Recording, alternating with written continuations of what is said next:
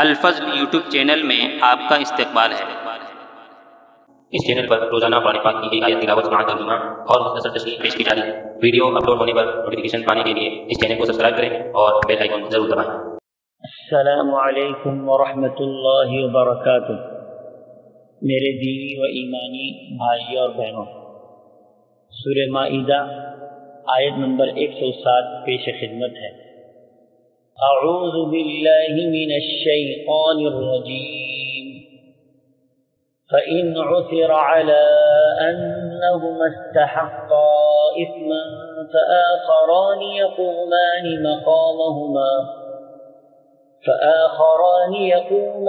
مَقَامَهُمَا مِنَ الَّذِينَ استحق عليهم الأوليان فيقسمان بالله لشهادتنا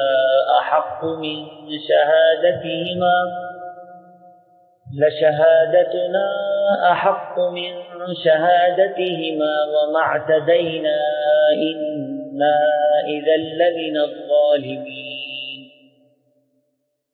پھر اگر اس بات کی اطلاع ہو جائے کہ وہ دونوں گناہ کے مستحق ہوئے تو ان کی جگہ ان میں سے 2 گواہ کھڑے ہوں جن کا حق دبایا گیا ہے، پھر اللہ کی قسم کھائیں کہ ہماری گواہی ان کی گواہی سے زیادہ سچی ہے اور ہم نے زیادتی نہیں کی، ورنہ ہم بے شک ظالموں میں سے ہوں گے۔ حضرات، جس طرح سابقہ آیت میں کہا گیا تھا کہ قرآن پاک ہماری ہر موڑ پر رہنمائی کرتا ہے اور ہر پیش آمدہ مسئلے کا حل بتاتا ہے۔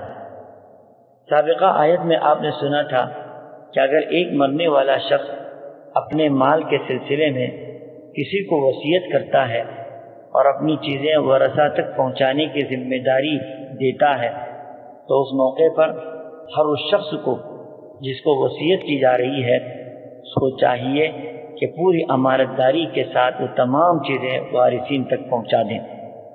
اگر اس شخص کے بارے میں یہ بات معلوم ہو جائے کہ وہ خیانت کر رہا ہے، جھوٹی قسمیں کھا رہا ہے اور بذریعہ شہادت شرعی اپنی سچائی ثابت نہیں کر سکتا، اس موقع پر قرآن پاک ہماری رہنمائی کرتے ہوئے کہتا ہے کہ میت کے وارثوں کو قسم دی جائے، جو باتیں اوصیاء کی طرف سے آ رہی ہیں اس دعوے کی حقیقت کا وہ یہ کہیں کہ اس دعوے کی حقیقت کا ہمیں کوئی علم نہیں ہے اور ہم اپنی گواہی پیش کرنے میں زیادہ سچے ہیں اور ہم اس سلسلے میں کوئی زیادتی نہیں کر رہے ہیں۔ اگر زیادتی ہے تب تو ہمارا شمار ظالموں میں ہو جائے گا۔ اس طرح کی قسم کھانے کے بعد وارثین کی گواہی قبول کی جائے گی۔ اب مقدمہ کا رخ بدل گیا۔ جن کو وصیت کی گئی تھی یہ ورثہ کے مقابلے میں قسم کھا رہے تھے، اب خود دعویٰ کرنے والے اور ورثہ اوصیاء کی خیانت کا دعویٰ لے کر آئے ہیں۔ واللہ اعلم۔ اللہ تعالی ہم سبوں کو قرآنی حقائق سمجھنے کی توفیق عطا فرمائے۔ آمین۔ وآخر دعوانا ان الحمد للہ رب العالمین۔